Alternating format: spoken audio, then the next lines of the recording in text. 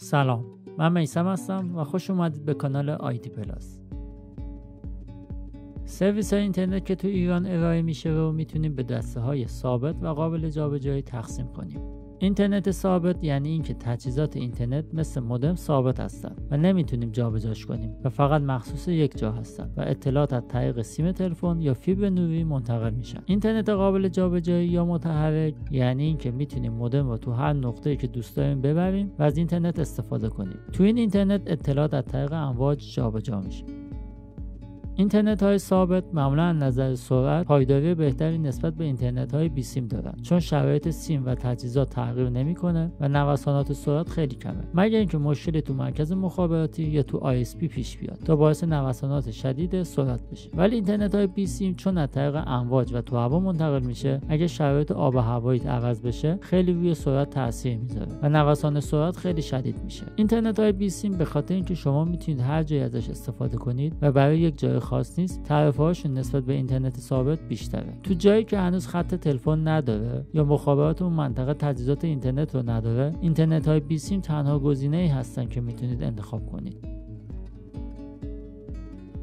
اینترنت ADSL ساده ترین و ارزون ترین اینترنت ثابتیه که تو اکثر شهرها قابل دسترسه. تو اینترنت ADSL اطلاعات از مرکز مخابراتی تا جایی که مودم قرار گرفته از طریق خط تلفن و کابل‌های مسی جابجا میشه و هر جایی که سیم تلفن باشه میشه از این اینترنت استفاده کرد.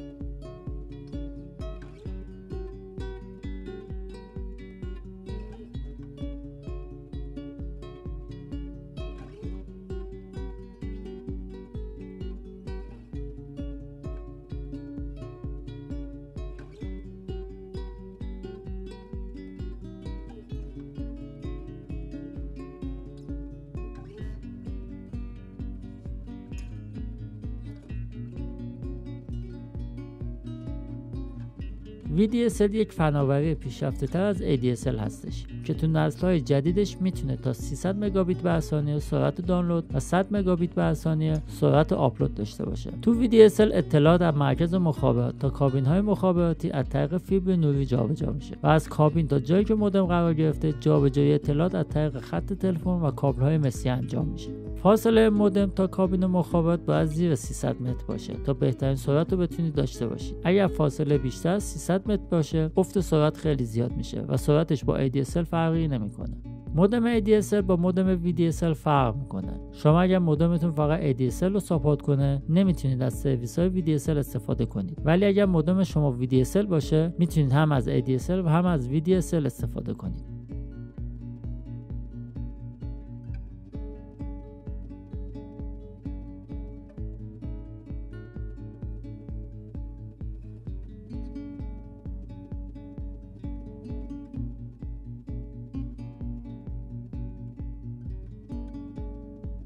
نوع دیگه از اینترنت ثابت اینترنت فیبر نوری هستش که اطلاعات از طریق کابل‌های فیبر نوری جابجا میشه.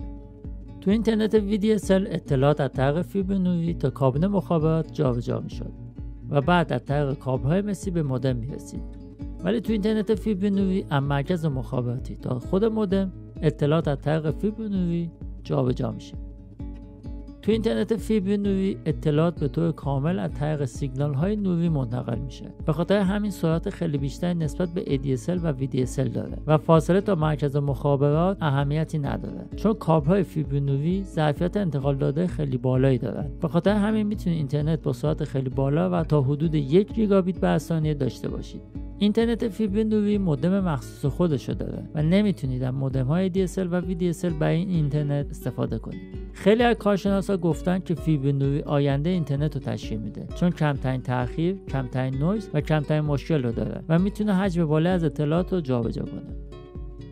ADSL، VDSL و فیبر نوری 3 تا اینترنت ثابت و کابلی هستن که تو ایران میتونیم ازشون استفاده کنیم. اگر جایی که خط تلفن هستش، بهتر از اینترنت های ثابت استفاده بشه، چون هم سرعت پایداری دارن، هم هزینه‌های کمتری دارن. ولی اگر تو منطقه خط تلفن نباشه یا اینکه خط تلفن داشته باشه ولی مرکز مخابراتی اون منطقه تجهیزات اینترنت رو نداشته باشه، مجبوریم از اینترنت های بی سیم که با فرکانس های رادیویی کار میکنن استفاده کنیم. اینترنت پوینت تو پوینت یا نقطه به نقطه نوعی از اینترنت هستش که تجهیزات به صورت ثابت وصل میشن ولی اطلاعات به صورت بیسیم و از طریق فرکانس‌های رادیویی با سرعت خیلی بالا جابجا میشه. سازمان‌ها و شرکت‌هایی که میخوان خیلی راحت با قسمت‌های دیگه سازمانشون تو جاهای مختلف ارتباط برقرار کنن و امنیت و سرعت هم براشون خیلی اهمیت داره و نمیخوان خودشون درگیر روند سیم کشی بکنن، از اینترنت پوینت تو پوینت میتونن استفاده کنن که سرعتش به 1 گیگابیت بر ثانیه میرسه. تو اتصال پوینت تو پوینت با استفاده از آنتن‌ها و تجهیزات رادیویی و به صورت بی سیم چند تا ساختمان مختلف تو فاصله‌های زیاد میتونن به هم وصل بشن. مهمترین خصوصیت پوینت تو پوینت اینه که امنیت فوق‌العاده بالایی داره چون از یه خط خصوصی استفاده میکنه.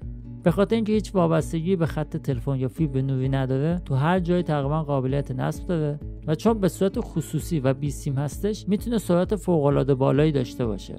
یکی از معایب پوینت تو پوینت هزینه راه اندازی بالاش هست و یکی دیگر معایبش اینه که اگر ساختمونی تو مسیر بین دو تا نقطه ساخته بشه و مسیر قطع بشه، اینترنت شما هم قطع میشه و دوباره باید کارهای تنظیم سیستم رادیویی رو انجام بدید.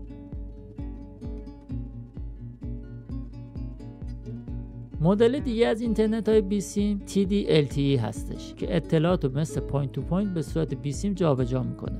تو این اینترنت شما با یه مودم مخصوص اینترنت رو میگیرید و هر جایی هم که دوست داشته باشید میتونید مودم رو با خودتون ببرید و از اینترنت استفاده کنید. TD-LTE مودم و سیم کارت مخصوص خودش داره و سیم کارت فقط وظیفه فرستادن و گرفتن اطلاعات رو داره و باهاش نمیتونید تماس بگیرید یا SMS بدید.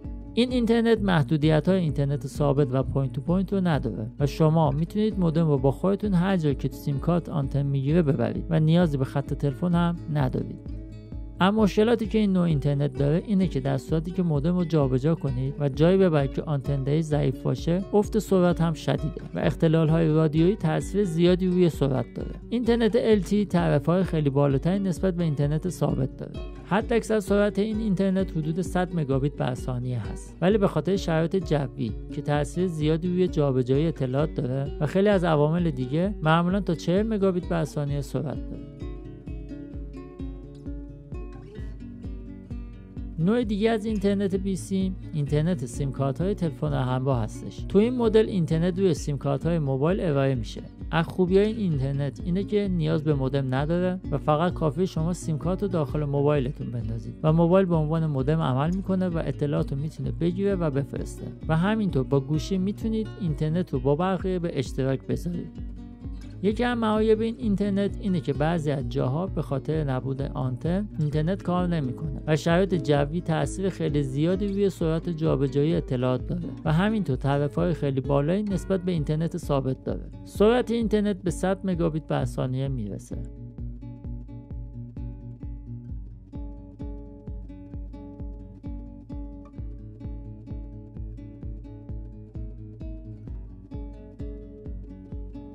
به طور خلاصه اینکه بگیم کدوم یکی از این اینترنت‌ها بهتر هستش بستگی به شرایط شما داره. اینکه چقدر میخواید هزینه کنید، چه سرعتی مورد نیازتون است، چقدر حجم مصرفتونه، در کدوم منطقه هستید و خیلی از موارد دیگه. ولی به طور کلی اینترنت ADSL تقریبا تو اکثر شهرهای ایران قابل دسترسه. اینترنت VDSL فقط تو چند تا از شهرها ارائه میشه و هنوز خیلی عمومی نشده. اینترنت فیبر نوری انحصاراً دست مخابرات هستش و تو خیلی از شهرها ارائه نمیشه. اگر جایی که هستید خط تلفن نداره، تنها راه حلش استفاده از اینترنت‌های بی سیم هستش که اینترنت پوینت تو پوینت TD-LTE و اینترنت سیم کارت اینترنت‌های بی سیمی هستن که قابل دسترسن. اینترنت پوینت تو پوینت تو هر نقطه امکان نصبش هست و میتونه تا 1 گیگ بر ثانیه سرعت داشته باشه، ولی به خاطر گرون بودن تجهیزات و تعرفه‌اش بیشتر برای سازمان‌های بزرگ به صرفه هستش و برای کسی که مصرف شخصی و خانگی داره صرفه اقتصادی نداره. اینترنت TD-LTE مودم و سیم کارت مخصوص خودش داره. تقریبا تو هر مکانی قابل استفاده است. اینترنت سیم کارت هم به خاطر قابلیت جابجایی و سرعت خیلی بالایی که داره یکی از گزینه‌های مناسب هست. ممنون که این ویدیو تماشا کردید. اگر سوالی داشتید حتما تو قسمت کامنت ها بپرسید. تو اثر وقت جواب میدم و امیدوارم این ویدیو براتون مفید باشه.